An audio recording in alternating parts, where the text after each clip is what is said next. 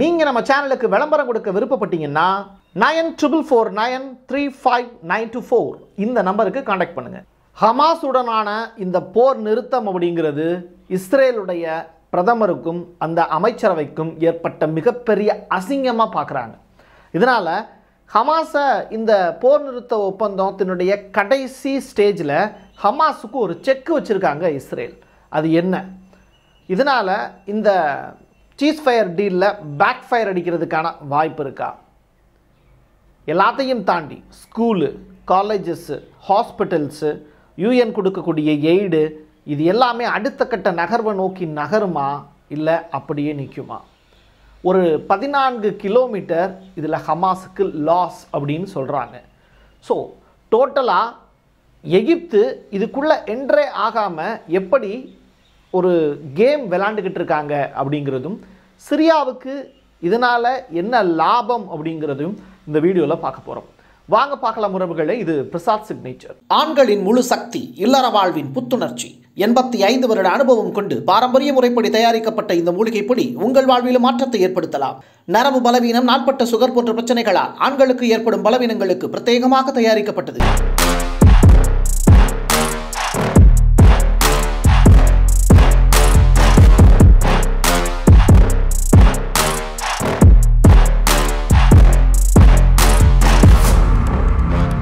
காசா மக்களுக்கு ஒரே கொண்டாட்டம், ரொம்ப மகிழ்ச்சி. நம்ம ஊரில் தீபாவளி, பொங்கல், கிறிஸ்மஸ், இஸ்லாமியர்கள் கொண்டாடக்கூடிய பண்டிகையெல்லாம் எப்படி விமரிசையாக இருக்குமோ அந்த மாதிரி ஒரு பெரிய விமரிசை, பட்டாசு வெடிச்சு கொண்டாடிக்கிட்டு இருக்காங்க. ஏன்னா என்ன வெடிக்குது அப்படிங்கிறது தான் தெரியல, அது மிசைலா இல்லை இவங்க வெடிக்கக்கூடிய பட்டாசா அப்படின்னு. அந்த அளவிற்கு சிறப்பான ஒரு மகிழ்ச்சி அந்த இடத்துல தெரியுது. பாலஸ்தீனத்தினுடைய சுதந்திர வேட்கையோடு அவங்க கொடியசைத்து அவங்க ஆட்டம்பாட்டத்தோடு இருக்கக்கூடிய காட்சிகள் அரங்கேறுது. இது ஹமாஸுக்கு கிடைத்த வெற்றியாகவும் பாலஸ்தீனத்தில் இருக்கக்கூடிய மக்களுக்கு கிடைத்த வெற்றியாகவும் இந்த சீஸ் ஃபயரை அவங்க மட்டும் பார்க்கல. உலகம் முழுவதும் இந்த பாலஸ்தீன மக்களுடைய விடுதலைக்காகவும் ஹமாஸுக்கு ஆதரவாகவும் 4500 போராட்டங்கள் இந்த 2024, 2025 இந்த 2 ஆண்டினுடைய ஒட்டுமொத்தமாக இந்த 15 மாதங்களில் நடந்த போராட்டங்களுடைய எண்ணிக்கை மட்டும் இவ்வளவு. உலகத்தில் ஒரு நாட்டினுடைய விடுதலைக்காகவும் ஒரு போர் நிறுத்தணும் அப்படிங்கிறதுக்காகவும் நடத்தப்பட்ட போராட்டங்களுடைய எண்ணிக்கை 4500க்கும் மேலே. அதுவும் மக்களாக வாலண்டியராக போராட்டம் பண்ணாங்க ஒவ்வொரு நாடுகள்லையும் அப்படின்னு சொல்லி வேர்ல்டு ரெக்கார்டை நீங்கள் புரட்டி பார்த்தீங்கன்னா இதுவரைக்கும் ஒரு சுதந்திரத்துக்காக 4500 போராட்டங்கள் தெருக்களில் நடந்ததே வரலாறே கிடையாது நான் படித்த வரைக்கும். அப்படி ஏதாவது இருந்தது அப்படின்னா நீங்கள் கமெண்ட் பாக்ஸில் பதிவு செய்யுங்க. இது ஒட்டுமொத்த உலகத்திற்கான வெற்றி, அமைதியை விரும்புவோருக்கான வெற்றி, நிலத்தை ஆக்கிரமிக்கக்கூடிய நபர்களுக்கு கிடைத்த மிகப்பெரிய சவுக்கடியாக இது பார்க்கப்படுது. பைடன் தன்னுடைய ஃபேர்வெல் ஸ்பீச்சில் என்னத்தை கொடுக்க போகிறாரு அப்படிங்கிற கேள்வி எல்லாருக்குள்ளேயும் நச்சரிப்பாக இருக்குது. கலிஃபோர்னியா காட்டுத்தீ, இஸ்ரேலுக்கு கொடுத்த பணம் மொத்தமாக எவ்வளோ தெரியுமா பணம் கொடுத்துருக்காரு? $18 பில்லியன் கொடுத்துருக்காரு. இவ்வளவு டாலர் இஸ்ரேலுக்கு கொடுத்து ஒரு போரை நடத்துங்கன்னு சொன்ன பைடன் அவர்களுக்கு கலிஃபோர்னியா தீயை இணைப்பதற்கு துப்பில்லை அப்படின்னு தொடர்ச்சியாக விமர்சனங்கள் ட்விட்டர்லையும் ஃபேஸ்புக்லையும் டிஜிட்டல் மீடியாக்கள் எல்லாமே இதை பிரசுரிக்க ஆரம்பிச்சிட்டாங்க. ஈவன் அமெரிக்காவில் இருக்கக்கூடிய அசோசியேட் பிரஸ் உள்ளிட்ட அந்த செய்தி சேனல்களுடைய கமெண்ட்ஸ்லையும் அதிகமான அளவில் மக்கள் பதிவிடக்கூடிய விவரங்கள் தான் இதெல்லாம். இப்படி போயிட்டுருக்கு அமெரிக்காவினுடைய நிலைமை. இஸ்ரேலுடைய பிரதமர் நெதன்யாகு சொல்லியிருக்கக்கூடிய ஸ்டேட்மெண்ட் ரொம்ப உன்னிப்பாக கவனிக்கத்தக்கது. அவருடைய அமைச்சரவையில் இருக்கக்கூடிய பென் கவிர் ராஜினாமா பண்ண போகிறேன் அப்படின்னு மிரட்டியிருக்கார். அதுக்கான காரணம் என்னென்னா, இது இஸ்ரேலுடைய தோல்வி, போரை தொடர்ந்து நடத்தணுங்கிறத தான் நாங்கள் வலியுறுத்துகிறோம் அப்படிங்கிறது தான் அவர் சொல்லியிருக்கார். ஸோ போர் அமைச்சரவை கூட்டம் ஒன்று கூடுது. வியாழக்கிழமை கூட வேண்டியது வெள்ளிக்கிழமை மறுபடியும் கூடிச்சு. அதற்கு பிறகு சண்டேவும் பார்த்தீங்கன்னா சீஸ் ஃபயருக்கான அனௌன்ஸ்மெண்ட் கொடுத்தாங்க. மண்டே முடிஞ்சு அடுத்து இவ்வளவு நாட்கள் அப்படியே கடந்து கிட்டத்தட்ட ஒரு வார காலம் அங்கே இஸ்ரேலில் ஒரு பெரிய புகைச்சல் நடந்துக்கிட்டே இருக்குது. நெதன்யாவுக்கு வேற உடம்பு சரியில்லை. இப்படிப்பட்ட சூழ்நிலையில் இஸ்ரேலுடைய மிகப்பெரிய தோல்வியாக இந்த சீஸ் ஃபயர் டீலை இஸ்ரேல் மக்களும் பார்க்குறாங்க. அப்போது நெதன்யாகு இந்த நேரத்தில் ஒரு ப்ரெஸ் ரிலீஸ் ஒன்று கொடுக்குறார். அதாவது ஹமாஸ் கடைசி நேரத்தில் கொடுத்திருக்கக்கூடிய அந்த ஒப்பந்தம் இருக்குல்ல, அதில் சில மாற்றங்களை செய்ய முயற்சிக்கிறாங்க. அப்போது கொடுத்த ஒப்பந்தத்தில் மாற்றங்கள் செய்ய முயற்சிக்கிறாங்கன்னா அவங்க சீஸ் ஃபயரை தாமதப்படுத்துகிறாங்க அப்படின்னு தானே நினைக்க தோணுது அப்படின்னு சொல்கிறார். அப்படின்னா வாலண்டியராக ஹமாஸ் மீது பழியை போட்டு மறுபடியும் ஒரு போரை நடத்துறதுக்கான வேலையை நெதன்யாகு செய்ய தொடங்க போகிறாரா அப்படிங்கிற கேள்வி. ஸோ இதை பற்றிய பேச்சுக்களும் இப்போது பேசிக்கிட்டு இருக்காங்க.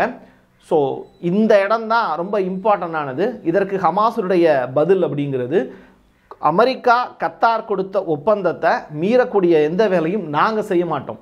தொடர்ச்சியாக இந்த மாதிரியான ஒப்பந்தங்களையும் போர் நிறுத்தம் தொடர்பான விஷயங்கள்லையும் கொடுத்துருக்கக்கூடிய ஒப்பந்தங்களை எல்லாத்தையும் மீறுறது யாருன்னா ஆரம்ப காலகட்டத்திலேருந்து இஸ்ரேல் தான். நீங்கள் அக்டோபர் 7 இருந்து போர் நடக்கிறது மட்டும்தான் உலக மக்களுக்கு தெரியும். 2018 இருந்து தொடர்ச்சியாக ஒவ்வொரு வீடுகள்லையும் நடுராத்திரி போய் தூங்கிட்டு இருக்கக்கூடிய குடும்பத்தை தட்டி எழுப்பி சோதனை பண்ணுறேங்கிற பேரில் இஸ்ரேலுடைய ஐடிஎஃப் நடத்தி இருக்கக்கூடிய கொடூரங்கள்லாம் உங்களுக்கு தெரியாது. அந்த நிகழ்வுகள் எல்லாமே நீங்கள் ஓல்டு வீடியோ இஸ்ரேல் டார்ச்சர், யாரை பாலஸ்தீன மக்களை டார்ச்சர் பண்ண வீடியோவை காட்டுங்க அப்படின்னா இன்னமும் நெட்டில் இருக்குது.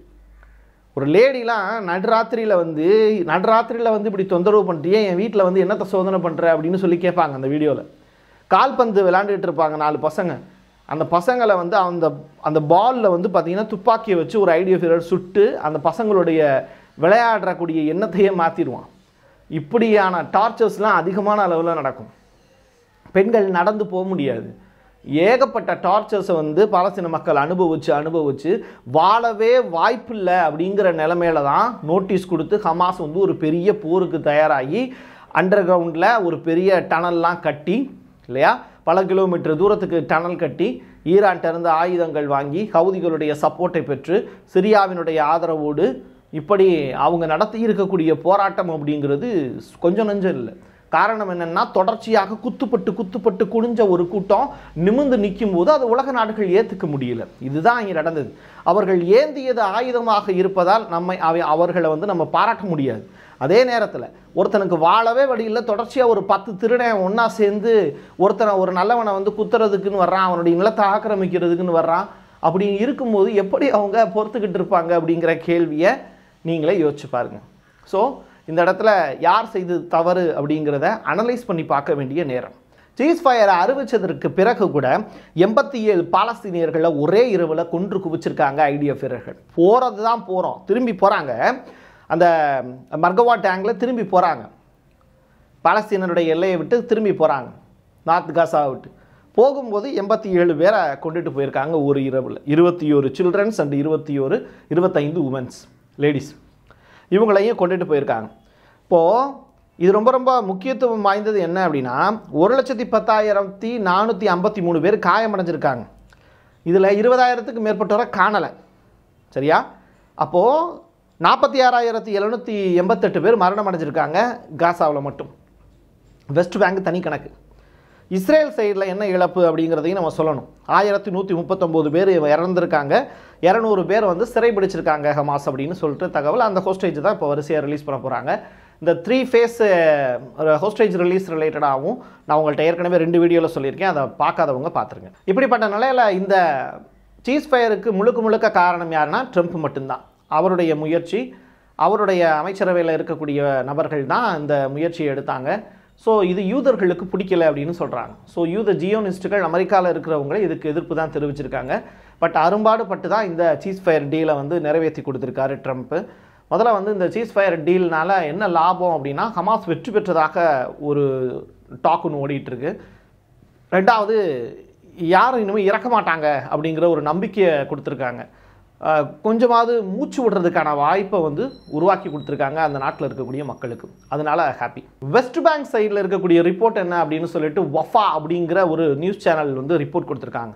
அவங்க சொல்லக்கூடிய விஷயம், தொடர்ச்சியாக செட்டிலர்ஸ் இன்னும் ஆக்கிரமிக்கக்கூடிய வேலையை செஞ்சுக்கிட்டு தான் இருக்காங்க. கையில் துப்பாக்கி வச்சுட்டு ஏற்கனவே பாலஸ்தீனியர்களை விரட்டி அடிச்சிட்டாங்க. இன்னும் செட்டிலர்ஸை வெளியேற்றுவதற்கான வாய்ப்பை எப்போ உருவாக்க போகிறீங்க அப்படின்னு சொல்லிட்டு வெஸ்ட் பேங்கில் இருக்கக்கூடிய பாலஸ்தீனியர்கள்லாம் கொதிச்சு போயிருக்காங்க. அங்கே இருக்கக்கூடிய ஆலிவ் மரங்கள் எல்லாம் இருக்குல்ல, அதை பூரா வெட்டிட்டாங்க. ஸோ இந்த மரங்களும் தானே முக்கியம். அங்கே மக்களுக்கு வாழ்வாதாரம் என்ன? நீங்கள் அவங்களுக்கு வந்து சுதந்திரத்தை கொடுத்துடலாம், அவங்க போரை நிறுத்திட்டீங்க, அவங்களுக்கான சாப்பாட்டுக்கு என்ன பண்ணுறது? கடைசி வரைக்கும் அவங்க இஸ்ரேல்கிட்ட கையேந்திகிட்டே நிற்கணுமா? இல்லை யூஎன்கிட்ட கையேந்து நிற்கணுமா, கத்தார்கிட்ட கையேந்து நிற்கணுமா, யுஏஇட்ட கையேந்து நிற்கணுமா? இப்படி தொடர்ச்சியாக கையேந்துவதற்கான வாய்ப்பை உருவாக்காமல் அந்த இடத்துல இருக்கக்கூடிய மக்களுக்கான வாழ்வாதாரத்தை மீட்டெடுக்கிறதுக்கு என்ன செய்ய போகிறோம்? வருங்கால தலைமுறை படிக்கிறதுக்கான வாய்ப்பை எப்படி உருவாக்கி கொடுக்க போகிறாங்க? கல்லூரியில் முடிச்சுட்டு அந்த வேலைக்காக காத்திருக்கக்கூடிய இளைஞர்களுக்கு என்ன செய்ய போகிறாங்க? எல்லா சர்டிஃபிகேட்டும் தொலைஞ்சு போச்சு. இப்படிப்பட்ட சூழ்நிலையில் ஒரு சமூகத்தினுடைய எதிர்காலமே பாதிக்கப்பட்டு நிற்கிது. அவங்களுக்கு என்ன செய்ய போகிறாங்கன்னு சொல்லிட்டு இப்போது ஐக்கிய நாடுகள் சபை இந்த பாலஸ்தீன மக்களுக்காக ஒரு பெரிய ஒரு வேலை செய்ய வேண்டியது இருக்குது. ரீகன்ஸ்ட்ரக்ஷனுக்கு மட்டுமே 3 to 5 ஆண்டுகள் ஆகுங்கிறாங்க. ஒட்டுமொத்த நாடும் சரியாகிறதுக்கு, வீடுகள் சரியாகிறதுக்கு, வீட்டுக்கான அந்த எல்லா வேலையும் முடித்து அவங்க கையில் ஒரு இந்த கீயை வச்சு தான் பெரிய அளவில் போராட்டம் நடத்தினாங்க. எங்களுடைய வீடு எங்கே இருக்குது, சாவி என்கிட்ட இருக்குது, என்னுடைய வீடு எங்கே அப்படின்னு சொல்லிட்டு தொடர்ச்சியாக பாலஸ்தீன மக்கள் கதறி அழக்கூடிய காட்சிகள் ஒரு காலத்தில் அரங்கேறிச்சு. அதனால தான் அந்த சாவியை மையப்படுத்தி பெரிய அளவில் வீடியோ போட்டிருக்கோம். நம்ம ஹிஸ்புல்லாவினுடைய மிகப்பெரிய பங்களிப்பு இதில் இருக்குது. தொடர்ச்சியாக அவங்க நடத்தியிருந்த தாக்குதல் இஸ்ரேலை காசா மக்களை கொன்று குவிப்பதற்கான வாய்ப்பை தடுத்து நிப்பாட்டுச்சு. பல பேருடைய உயிர் தியாகத்துக்கு பின்னாடி தான் இந்த சீஸ்ஃபயர் டீலுங்கிறது நடந்திருக்குங்கிறத யாரும் மறந்திருக்க முடியாது, மறுக்கவும் முடியாது. இப்போ கத்தாருடைய பிஎம் இஸ்ரேலுக்கு ஒரு மிகப்பெரிய ஒரு ரெக்வஸ்ட் கொடுத்துருக்காரு. சிரியாவினுடைய பஃபர் ஜோன்லேருந்து வெளியேறுங்க நீங்கள் அப்படின்னு. தொடர்ச்சியாக சிரியாவில் ஹெச்டிஎஸ் குழு இருக்குது, அவங்களையும் விரட்டி அடிப்பதற்கான வேலையை இஸ்ரேல் செய்கிறாங்க. ஸோ தொடர்ச்சியாக உங்களுக்கு கொடுக்கப்பட்டது 1948 இருந்து சுதந்திரம் அப்படிங்கிற ஒரு விஷயத்தை கேட்டீங்க. சரி, நிலம் கொடுத்தாங்க, அதையும் வாங்கிட்டீங்க. அந்த மக்கள்கிட்ட இருந்து கொஞ்சம் கொஞ்சமாக அவங்களுடைய இடத்தை ஆக்கிரமிச்சாங்க. உணவு பழக்க வழக்கங்களையே மாற்றினாங்க. பாலஸ்தீன மக்களுடைய உணவு முறைகளையே மாற்றினாங்க இஸ்ரேல்காரங்க. நீங்கள் சாப்பிடக்கூடிய ஃபுட்டில் இருந்து நீங்கள் என்ன சாப்பிடணுங்கிறது வரைக்கும் இஸ்ரேல்காரங்க தான் தீர்மானித்தாங்க. ஸோ 1948 இருந்து இப்போ வரைக்கும் அவங்க அனுபவித்து வரக்கூடிய துயரங்கள் இஸ்ரேலி யூதர்களால் ஜாஸ்தி தான். ஸோ அந்த கொடூரங்கள்லாம் நீங்கள் தொடர்ச்சியாக படித்து பார்த்தீங்க அப்படின்னா சொல்லும்.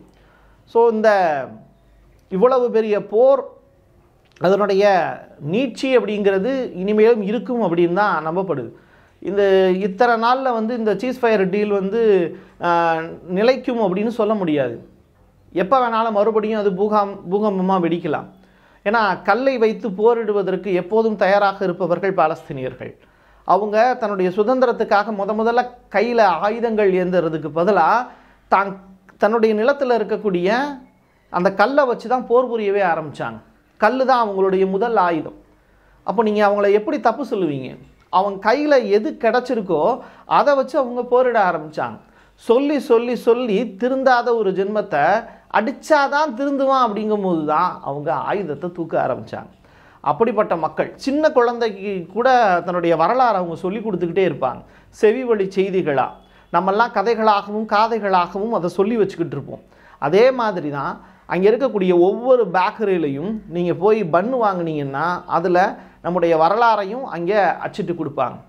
ஒவ்வொரு குழந்தைகளும் தொலைஞ்சு போச்சுன்னா அந்த பிள்ளையை எடுத்து அடக்கம் பண்ணுறதுக்காக கையில் பேர் எழுதி வச்சாங்க.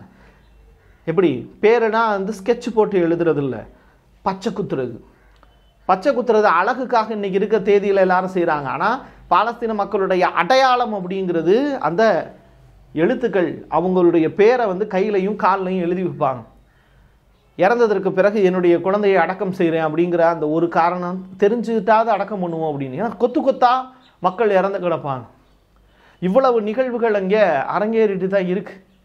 அந்த தெருக்களில் நடந்து போகும்போது யூரின் இருக்குல்ல, அதெல்லாம் பார்த்திங்கன்னா இஸ்ரேலிய அந்த மெர்கபா டேங்கில் இருந்து யூரினை பார்த்திங்கன்னா அதிக அளவில் பம்ப் பண்ணி தண்ணீர் மாதிரி பீச்சி அடிச்சுட்டு போவாங்க பாலஸ்தீன மக்களுடைய வீடுகளில்.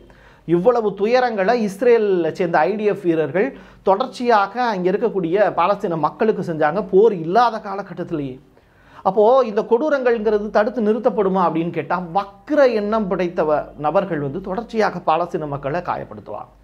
ஸோ பாலஸ்தீன மக்களுக்கு வேலை வாய்ப்பு அப்படிங்கிறது அந்த முள்வேலியை தாண்டி இஸ்ரேலுடைய பாதைகளில் தான் இருக்குது. இஸ்ரேலில் விவசாயம் இருக்குது.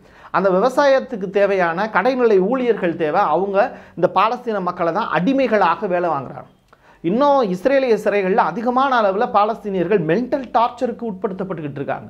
அவங்களெல்லாம் எப்போ ரிலீஸ் பண்ண போகிறாங்க அப்படிங்கிற கேள்வி இருக்குது. நீங்கள் பிடிச்சி வச்சுருக்கக்கூடிய ஹோஸ்டேஜினுடைய எண்ணிக்கை 200, விடுதலை செய்யக்கூடிய பாலஸ்தீனியர்களுடைய எண்ணிக்கை இந்த 200 × 5 அப்படின்னு சொல்லி கூட வச்சுக்கோங்க.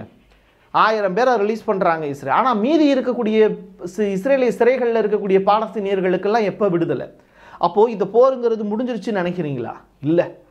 அமைதி அப்படிங்கிறத 2 பேரும் விரும்பணும். மனம் மாறணும். இது நம்ம ஆக்கிரமிச்சனாலும் இதை அவங்கக்கிட்ட திருப்பி கொடுத்துடணும்னு. 2வது, சுதந்திரம் அவங்களுக்கு கொடுத்துட்டாங்கன்னா அதையும் பாலஸ்தீனியர்கள் ஏற்றுக்கிட்டு இஸ்ரேலுங்கிறது தனி நாடு அப்படிங்கிறதையாவது ஏற்றுக்கக்கூடிய பக்குவம் வரணும். இது எதுவுமே மனம் படைத்த மனிதர்களாக 2 பேரும் மாறினா மட்டும்தான் இது நடக்கும். ஸோ பாதிக்கப்பட்டவன் திருப்பி தாக்கணும்னு நினைக்கிறான். அதே நேரத்தில் சர்வைவல் ஆஃப் ஃபிட்டஸ்ட் அப்படிங்கிற வார்த்தைக்குள்ள இஸ்ரேல் தொடர்ச்சியாக அமெரிக்காவினுடைய துணையோடு அடுத்த கட்ட நடவடிக்கையிலையும் ஈடுபடுவாங்க. ஹாஸ்பிட்டலில் முடிஞ்ச அளவுக்கு புதுப்பிக்கிறதுக்கான வேலை செய்யணும், குழந்தைகளுக்கான ட்ரீட்மெண்ட் கொடுக்கணும், அவங்களுடைய வாழ்வாதாரத்தை மீட்டெடுத்து கொடுக்கணும் அப்படிங்கிறது தான் நம்முடைய பெருத்தவா. சுதந்திர காற்றை சுத்தமாக சுவாசிப்பதற்கு, நல்லா உட்காந்து சாப்பிட்றதுக்கான வாய்ப்பை அடுத்து பாலஸ்தீன மக்களுக்கு கொடுக்கணும் அப்படிங்கிறது தான். குடிக்கக்கூடிய தண்ணியை நிம்மதியாக குடிக்கிறதுக்கு ஒரு வாய்ப்பை கொடுங்க அப்படிங்கிறது தான். இதை புரிஞ்சுக்கிட்டு ஐசிசியில் அயர்லாந்துங்கிற நாடு, சவுத் ஆஃப்ரிக்கா 2024 தொடக்கத்தில் ஐசிசியில் கேஸ் போட்டாங்கல்ல, அதே மாதிரியான ஒரு வாய்ப்பு அயர்லாந்து இப்போ ஏற்படுத்திக்கிட்டு ஜினோசைடு இஸ்ரேல் அப்படிங்கிற வார்த்தையை மையப்படுத்தி நெதன்யாவுக்கு தண்டனை வாங்கி கொடுப்பதற்கு சில நாடுகள் முயற்சி பண்ணிக்கிட்டு இருக்காங்க. அந்த கேட்டும் ஓப்பன் ஆச்சுன்னா கூடிய சீக்கிரம் நெதன்யாவை உலக நாடுகள் தண்டிக்கும். அந்த நாள் தான் நல்ல நாள் அப்படின்னு சொல்லி நிறைவு செய்கிறேன். என் கையெழுத்து என் மக்களுக்கான உறவுகளே, மீண்டும் ஒரு பதிவில் சந்திக்கலாம். நன்றி, வணக்கம். நீங்க நம்ம சேனலுக்கு விளம்பரம் கொடுக்க விருப்பப்பட்டீங்கன்னா 9449359224 இந்த நம்பருக்கு கான்டாக்ட் பண்ணுங்க. ஆண்களுக்கு சக்தியை அதிகரிக்கும் மூலிகைகளை தேர்ந்தெடுத்து நேர்த்தியான முறையில் தயாரிக்கப்பட்டது ஊட்டி நேச்சுரல் பவுடர். மூலிகைகளில் அனுபவம் கொண்ட டாக்டரால் உருவாக்கப்பட்டது. நேரில் வருபவர்களுக்கு மருத்துவ ஆலோசனை வழங்கப்படும். கொரியர் மூலமாகவும் பெற்றுக்கொள்ளலாம். தமிழ்நாட்டிற்குள் கேஷ் ஆன் டெலிவரி வசதியும் உண்டு.